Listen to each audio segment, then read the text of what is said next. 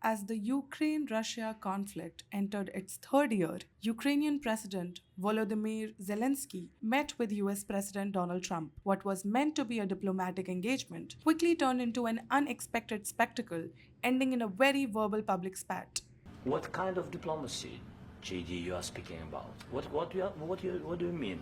I'm talking about the kind of diplomacy that's going to end the destruction of your country. Yes, but if you Mr. are not President, Mr. strong- President, with respect, I think it's disrespectful for you to come into the Oval Office and try to litigate this in front of the American media. Right now, you guys are going around and forcing conscripts to the front lines because you have manpower problems. You should be thanking the President for trying to bring an end to this Have you conflict. ever been to Ukraine that you say what problems we have? Trump's high-handed approach overshadowed the intended purpose of the meeting, an opportunity to strengthen ties and discuss steps forward toward ending the war with Russia. Instead, a frustrated Zelensky found himself on the receiving end of a lecture from Trump and Vice President J.D. Vance. You have to be thankful. You don't have the I'm cards. thankful. You're buried there. Your people are dying. tell you You're again, running I low know. on soldiers. Don't- Listen, please, you're running Mr. low on President. soldiers.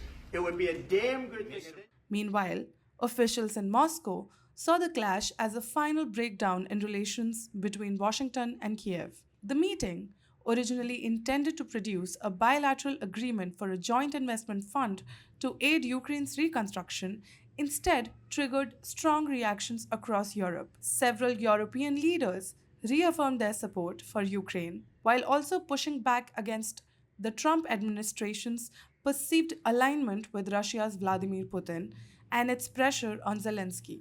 Among them, UK's Prime Minister Keir Starmer welcomed Zelensky at the 10 Downing Street, embracing him in a public show of solidarity. In a tweet, Starmer declared, "I am determined to find a path that ends Russia's illegal war and ensures a just and lasting peace that secures Ukraine's future, sovereignty, and security."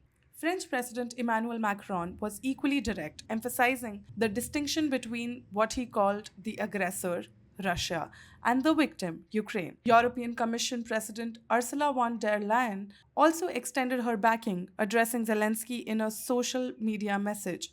"Your dignity honors the bravery of the Ukrainian people. Be strong, be brave, be fearless. You are never alone." Within hours of the White House meeting, expressions of solidarity poured in from across Europe and beyond. Spanish Prime Minister Pedro Sanchez, Lithuanian President Gitanas Nausėda, Latvian Prime Minister Evika Selena, and President Edgar Rinkēvičs all reaffirmed their support. Norwegian Prime Minister Jonas Gahr Store, Czech leaders Petr Fiala, and President Petr Pavel, as well as the Australian Prime Minister Anthony Albanese, echoed similar sentiments. Swedish Prime Minister Ulf Kristersson, whose country recently ended centuries of neutrality to join NATO in response to Russia's invasion, underscored that Ukraine's fight was also a fight for Europe's freedom. In Germany, both Chancellor Olaf Scholz and likely the next Chancellor Friedrich Merz reiterated their commitment to Ukraine, with Foreign Minister Annalena Baerbock declaring, "We stand united alongside Ukraine and against Russian aggression." Meanwhile, in stark contrast, Russia welcomed the apparent shift in the US policy. Kremlin spokesperson Dmitry Peskov remarked that Washington's rapidly changing foreign policy was now largely in line with our vision.